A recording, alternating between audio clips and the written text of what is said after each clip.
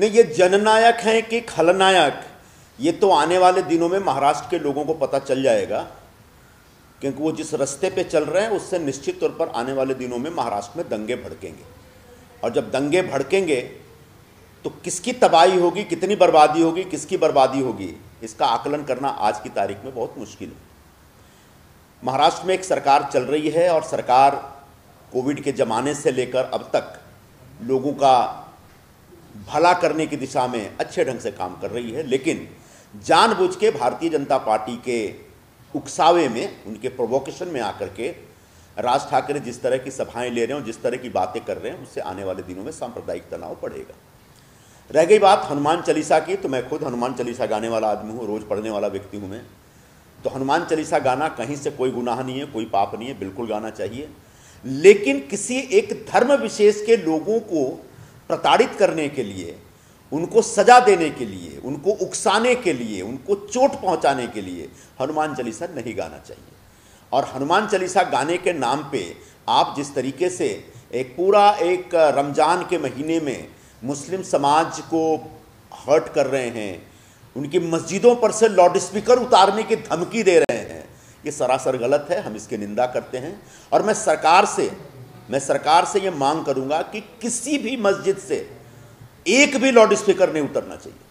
और एक भी लाउड स्पीकर अगर उतरा तो ये पूरे सरकार के लिए बहुत शर्म की बात होगी और इसका कांग्रेस पार्टी जाहिर निषेध करेगी। रह गई बात उस लाउड स्पीकर से निकलने वाली आवाज़ की, तो निश्चित तौर पर सुप्रीम कोर्ट के अपने गाइडलाइंस हैं, सुप्रीम कोर्ट का अपना आदेश है, उस आदेश का पालन होना चाहिए। और जितना डेसिबल अलाउड है, जितना डेसिबल परमिटेड है, उतना ही डेसिबल की आवाज़ निकलनी चाहिए। इसका ख्याल मुंबई पुलिस को रखना चाहिए। इसके लिए मुंबई पुलिस चाहे तो जितने भी मौलाना हैं, मौलवी हैं, उन लोगों से एक राय विचार करके उसको एक निर्धारित कर ले। और इसका पालन सभी लोग करते हैं, ऐसा नहीं कि सिर्फ मस्जिदों पे लाउड स्पीकर है, मंदिरों में भी लाउड स्पीकर लगता है। मंदिरों में भी हम लोग डीजे लगाते हैं, भजन सुनाते हैं। मैं स्वयं छठ पूजा का आयोजन करता हूं और पहले मैं डीजे लगाता था, बाद में सुप्रीम कोर्ट का आदेश आया कि डीजे नहीं, आप सिर्फ लाउड स्पीकर लगाएंगे, लाउड स्पीकर लगाते हैं। मुंबई पुलिस जितना डेसिबल अलाउ करती है उतना डेसिबल हम लोग चलाते हैं। तो सभी धर्मों को भारतीय संविधान के हिसाब से अपने धार्मिक कामकाज करने का, धार्मिक गतिविधियां चलाने का अधिकार है और उस अधिकार को रोकने का, उसका हनन करने का हक किसी भी व्यक्ति को नहीं है। सर, राज ठाकरे जी अब जो बता रहे हैं कि अब उन्हें यूपी में विकास दिख रहा है, उन्हें लग रहा है यूपी अब अच्छा काम कर रहा है और बीजेपी की सरकार आगे मुझे आनंद हो रहा है, ऐसे उन्होंने भाषण में कहा। कहीं अब वो हिंदुत्व की तरफ बढ़ रहे हैं, मराठी का मुद्दे पीछे छोड़ के, इसको आप कैसे देखते हैं? देखिए, 2014 में राज ठाकरे ने कहा कि हम चाहते हैं कि नरेंद्र मोदी प्रधानमंत्री बने और मोदी जी के प्रधानमंत्री बनाने के लिए उन्होंने जोरदार भाषण दिया। 2019 आते आते उनको भारतीय जनता पार्टी में बहुत सारी खोट दिखी, बहुत सारी कमियां दिखी और उसके बाद लाओ रे वीडियो का एक नया कार्यक्रम शुरू हुआ और कई जगह कांग्रेस के उम्मीदवारों के लिए उन्होंने सभाएं ली।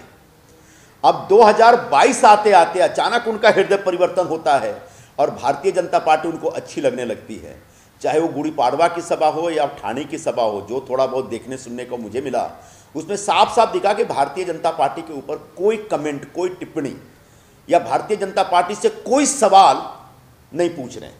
इसका मतलब भारतीय जनता पार्टी से कोई साठगांठ इनकी हो गई है या फिर भारतीय जनता पार्टी के इशारे पे ये सब कुछ कर रहे हैं।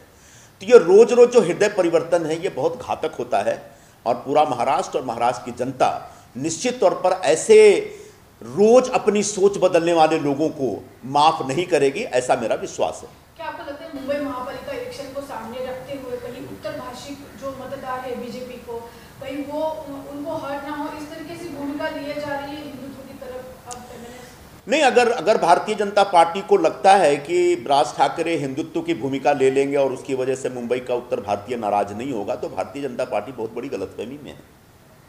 और अगर भारतीय जनता पार्टी को इतना प्यार है राज ठाकरे से, तो निश्चित तौर पर सबसे पहले राज ठाकरे को बोलना चाहिए कि राम के गांव से, राम के प्रदेश से आने वाले जिन फेरी वालों को, ऑटो वालों को, टैक्सी वालों को राज ठाकरे उनके लोगों ने मारा था, पहले उनसे माफ़ी मांगो। जिन फेरी वालों के ऊपर अटैक किया, उनका धंधा उजाड़ा, जिन ऑटो वालों को ऑटो तोड़ दिए थे, पहले उनसे माफ़ी मांगे। अगर उनसे माफ़ी मांगते हैं तब जाकर के आगे बढ़ेंगे, वरना उत्तर भारतीय क्या, भगवान राम क्या, हनुमान जी भी इनको माफ नहीं करने वाले हैं, जिस तरह की हरकत इन्होंने की है, जिस तरह के पाप इन्होंने किए हैं पिछले दिनों में।